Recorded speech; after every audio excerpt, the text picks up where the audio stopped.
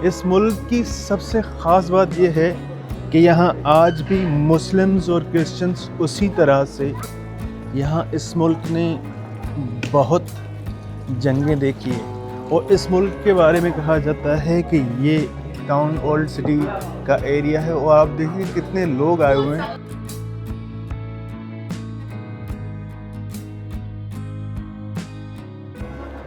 ये इस तरह का कुछ हमारा हॉस्टल है और ये बहुत पुरानी बिल्डिंग है। और ये जब कुछ सुबह सुबह गुड मॉर्निंग का सीन होता है तो ये होता है और इस तरह का कुछ माहौल है भैया, जो कि बहुत अच्छा है। हम बात करते हैं इस मुल्क के हिस्ट्री की, तो इस मुल्क ने बहुत कुछ खोया है और बहुत कुछ पाया है। और यहाँ पे बड़ी बड़ी आपको मस्जिद्स भी मिलेंगी, चर्च भी मिलेंगे। और इस मुल्क को बोस्निया हर्ज़ेगोविना कहा जाता है। उसका रीज़न ये है कि पहले बोस्निया जो है वो मुस्लिम वर्ड को दर्शाता है और हर्ज़ेगोविना जो है वो क्रिश्चियन चर्च को। तो इसी वजह से ये दो मिल के एक मुल्क बने और ये दोनों को प्रमोट करते हैं, क्रिश्चियनिटी को भी और मुस्लिम्स को भी। और ये बड़े प्यार और इत्मीनान से रहते हैं। अब इस मुल्क के बारे में अगर आपको बात बताऊं, इस मुल्क की सबसे ख़ास बात यह है कि यहाँ आज भी मुस्लिम्स और क्रिश्चियंस उसी तरह से प्यार, अमन और सुकून से रहते हैं। जब मैं रात में यहाँ पे आया था, आपने देखा होगा कि यहाँ बहुत सारे लोग स्कार्फ्स में थे, बहुत सारे लोग विदाउट स्कार्फ में। तो यहाँ क्लब्स भी हैं, पार्टीज़ भी होती हैं और यहाँ तो ये यूनिटी के साथ रहते हैं, बड़े मज़े के साथ रहते हैं। और मैं आपको एक बात और बताऊं कि यूनिटी और यकजहती तो है ही इनमें, लेकिन इनमें ना एक और चीज़ बहुत अच्छी है। कारोबार के पॉइंट ऑफ व्यू से ही भले आप सोचें तो यहाँ पे ना यूरोपियन बहुत आते हैं। उसका रीज़न ये है कि यहाँ बड़ी एक डाइवर्सिटी है, लोगों की बहुत सारी यादें वाबस्ता हैं इस मुल्क से। और ये मुल्क एक हस्ती है, जिसे हस्ती कहते हैं ना, एक हस्ती है जिसमें आपको भूखे वाले लोग भी नज़र आएंगे, जिससे आप अलग लोग भी नज़र आएंगे। तो ये एक खूबसूरती है इस मुल्क की। तो इस खूबसूरती को आज हम एक्सप्लोर करने निकले और देखते हैं कि हम कहाँ कहाँ क्या क्या देखते हैं। और यहाँ पे इसको मॉस्क और चर्चिज़ का सिटी भी कहा जाता है। और हाँ, रही बात पार्टीज़ की, तो यहाँ पे ना कैफ़ेज़ बने हुए हैं, लोग बैठते हैं, खाते हैं, पीते हैं और सेलिब्रेट करते हैं ज़िंदगी को। और यहाँ पे पुरानी पुरानी जो बिल्डिंग्स हैं उन्होंने बाज़ारें लगाई हुई हैं और बड़ी ही खूबसूरत और हसीन बाज़ारें हैं। तो ये ना इस मुल्क की हिस्ट्री है एक। अब आगे चल के मैं आपको एक चीज़ और दिखाता हूँ, जो यहाँ की बड़ी मशहूर एक स्क्वायर टाइप है, जिसको बड़े लोग शौक़ से देखते हैं और पसंद करते हैं। तो वो मैं आपको दिखाता हूँ कि वो कितना मज़ेदार स्क्वायर है और वो कितना अजीम स्क्वायर है। तो वो आपको मैं चल के दिखाता हूँ। यहाँ पे बुलंदो बाला मस्जिद के मीनार जो आसमान और सूरज से बातें करते हैं, वो दर्शाते हैं कि इस मुल्क में कितनी यूनिटी और यकजहती है। और इस मुल्क की एक तारीख़ है। यहाँ इस मुल्क ने बहुत जंगें देखी है।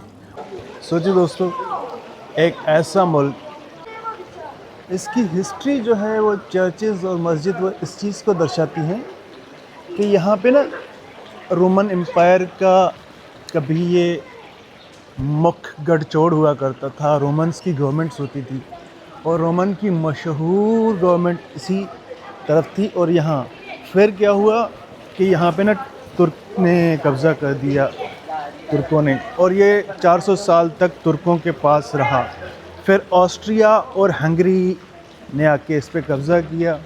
तो अब हर तरफ जो है ना क्रिश्चियंस और एक चीज़ और इसमें अच्छी है कि यहाँ पे मुस्लिम्स, हिंदू और क्रिश्चियंस, वैसे तो हर एथनिसिटी के लोग रहते हैं, लेकिन जूइश, मुस्लिम और क्रिश्चियंस ये राफर मकदार में रहते हैं। यहाँ पे उनके कब्रिस्तान भी हैं, आबा व अजदाद भी हैं। और एक गोली, कहते हैं ना, फर्स्ट जो गोली चली थी वो इसी कंट्री से चली थी इसी मुल्क ने पहली गोली चलाई और एक जंग बर्पा हो गई जिसे जंग अज़ीम कहा जाता है। आप सोचें कि क्या ही वो माहौल होगा कि एक चिंगारी ने इतनी बड़ी आग पकड़ ली कि दुनिया कहाँ से कहाँ पहुँच गई। अब ये देखें कि ये जब यहाँ पे तुर्क आए तो उन्होंने इस तरह से यहाँ पे मदरसा और मस्जिद और वो चीज़ें बनाना शुरू कर दी।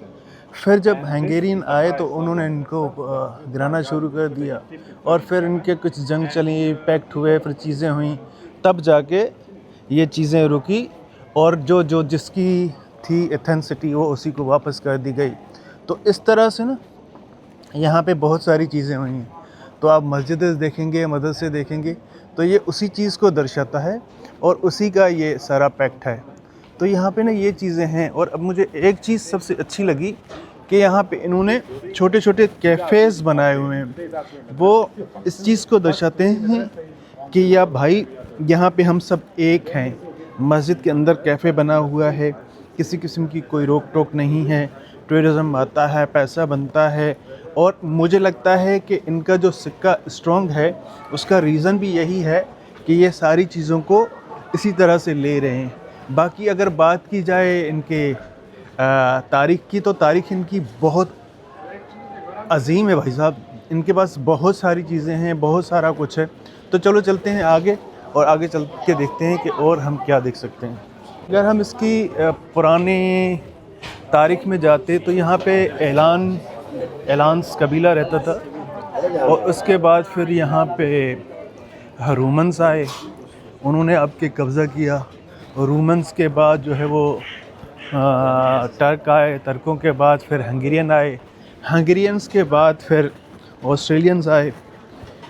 तो ये ओवरऑल ना बेचारों ने इतना जुल्म सहा है, इतना जुल्म सहा है, शायद ये तभी इतने बहुत सख्त और थोड़े से वो हो गए हैं। और दूसरा, इनमें सख्ती का ये भी कहा जाता है कि ये घोड़े का गोश्त बहुत शौक़ से खाते हैं। तो शायद इनके बातचीत में या शायद इनकी बॉडी लैंग्वेज में वो वाली थोड़ी सी सख्ती है। बाकी ओवरऑल अगर मुल्क की बात की जाए तो जीडीपी इनकी स्ट्रॉन्ग है, क्योंकि यहाँ पे बहुत सारा टूरिज़्म है, बहुत सारे लोग आते हैं और एक ना ख़त्म होने वाला टूरिज़्म है। अब देखिए इस तरफ ये जो मार्केट है, ये एक पुरानी सी मार्केट है जो कि सदियों पुरानी है और यहाँ पे हर किस्म की आपको चीज़ें मिल जाएंगी दुनिया में। मतलब जो इनके कलरफुल कपड़े, कारपेट्स, जो इनकी चीज़ें मशहूर हैं वो सब यहाँ मिल जाएंगी। और फिर इन्होंने यहाँ पे अंदर एक कैफ़े बनाया हुआ है और बड़ा मज़ेदार सा कैफ़े है। और यहाँ पे ना अगर आप बात करेंगे इसकी, तो यहाँ पे ना ये कैफ़े में क्या क्या सेल कर रहे होते हैं ये आप देख लें। और ये बड़ी मज़ेदार सी जगह है इनकी और ये बड़ा ओल्ड टाउन, ओल्ड सिटी का एरिया है। और आप देखिए कितने लोग आए हुए हैं, कितने लोग आते हैं और आके देखते हैं और वो बताते हैं कि भाई यहाँ क्या क्या हो सकता है, क्या क्या होता है। तो ये वाला इसका एक सिस्टम है और सीन है और यहाँ पे वो पुरानी चीज़ें सारी वो कर रहे होते हैं। He won that battle and earned a lot of money. He had two options, either to hoard it for himself and have concubines and harems, but he said, I want to use all of my money to just make endowments for people. But he knew when he passed away, if he didn't have a good banking system, all of this would just fall apart. Because of that, he made 100 shops in the old town. All of the shops that you see, perfumes and rugs and carpets and soap, all of them were his. At the end of each day, they would count up all the money and they would sum it up and pay an insignificant tax of maybe 1% just to keep everything clean and free. Because of that, people tell us free. Because of that, students in my high school were not paying to go to school. They were getting paid to go to school. Can you imagine? Unlike me and my life. Now we can go to our next stop. We're leaving. Please feel free to not really interest yourself around this group. Go past them. People are sometimes impolite. Go past them. Head to the left and go straight until you stand in front of a mosque. Then we can continue talking. Okay? I'll explain that. We can explain that when we get to our next stop, okay?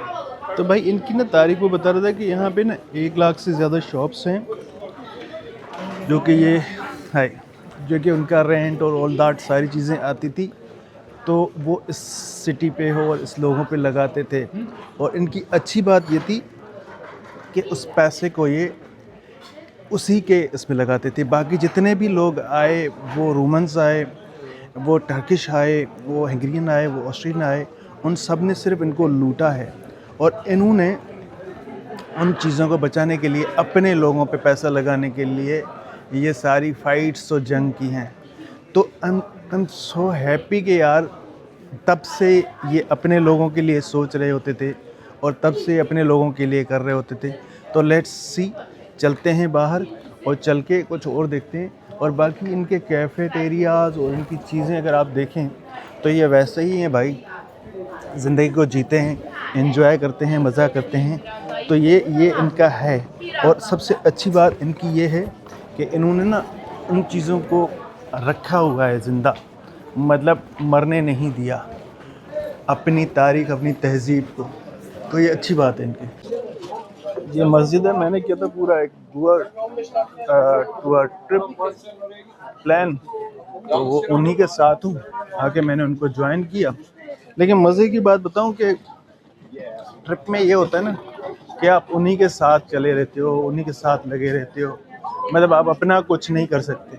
तो वो मुझे ज़रा अच्छा नहीं लगता, लेकिन चलते हैं जब तक चलते हैं, क्योंकि बहुत बड़ा ग्रुप है और सारे एक साथ हैं।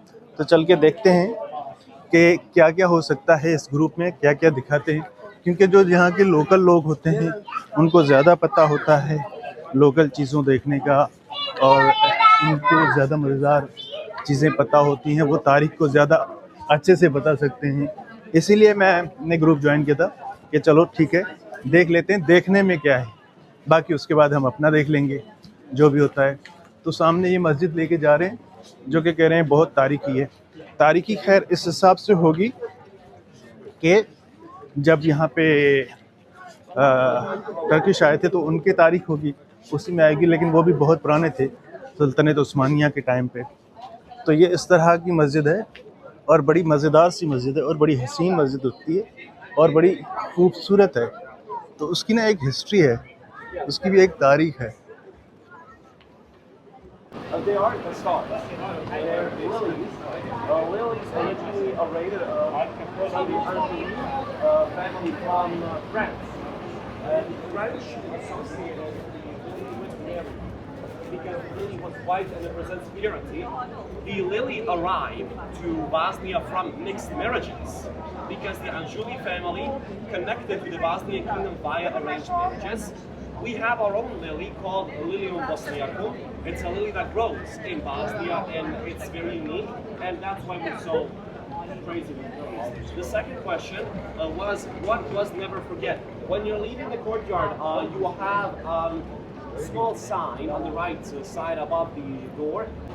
तो भाई साहब ये बता रहे थे, भाई साहब जो मैंने इनकी स्पीच सुनी, तो ये बता रहे थे कि यहाँ पे जो जंग हुई थी वो बेसिकली क्योंकि इनके पास पानी था, पहले पानी होते नहीं थे, तो बेसिक जो जंग थी वो पानी से स्टार्ट हुई। फिर ये गढ़ होता था कपड़े का और मार्केट का, तो यहाँ पे ये लोग सेल करते थे कपड़ा, और यहाँ पे शॉप्स होती थी, यहाँ से कारोबार होता था। तो इस सिटी सरायवो को समझा जाता था कि यार ये सिटी जो है ये आपको कारोबार करके देता है, ये आपको पैसा देता है, ये आपको बड़ी बड़ी कीमती चीज़ें देता है। तो जिस वजह से यहाँ पे हुई फ़ाइट, और वर्ल्ड वार जो हुई थी वो इसी शहर से हुई थी, क्योंकि बाकी लोग इनके पानियों पे और इनकी चीज़ों पे कब्ज़ा करना चाहते थे, और ये चाहते थे कि हम उनको अपना पानी और अपनी चीज़ें ना दें, जिसकी वजह से जंग छिड़ी और वो जंग पूरी दुनिया में फैल गई। और वो आपने देखा कि वो जंग कहाँ पहुँची, वो वर्ल्ड वॉर में तब्दील हो गई, वो ऐसी बड़ी जंग हुई। तो इस शहर को ना पूरे को डिस्ट्रॉय हुआ, फिर बना, फिर डिस्ट्रॉय हुआ, फिर बना। असल में होता पहले ये था कि जहाँ पैसा, पॉलिटिक्स, पावर होता था वहीं लोग जंप मारते थे।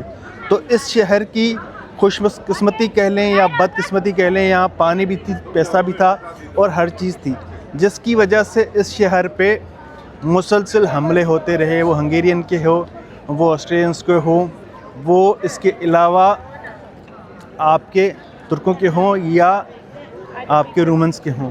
तो ये चीज़ें चलती रही हैं। जो लोकल यहाँ कैंसर सिटी के लोग थे वो मरते रहे, वो उनके साथ ज़्यादतियाँ होती रही, और उसके बाद फिर डिफरेंट वैराइटीज़ के लोग यहाँ रहे। जैसे टर्क आए तो वो अपने लोग छोड़ गए, रोमन्स अपने लोग छोड़ गए, बहुत सारे लोग। तो इस तरह से ये एथेंस सिटी का सिटी बन गया। डिफरेंट लोग आ गए यहाँ पे, और अलग अलग नस्लों के अलग अलग ख़ानदानों के लोग बनते रहे, जिसकी वजह से ये, और इसके बारे में मशहूर कहा जाता है कि ये उस टाइम से है, मतलब ये पुराना, आज से कई सदियों साल पुरानी चीज़ है।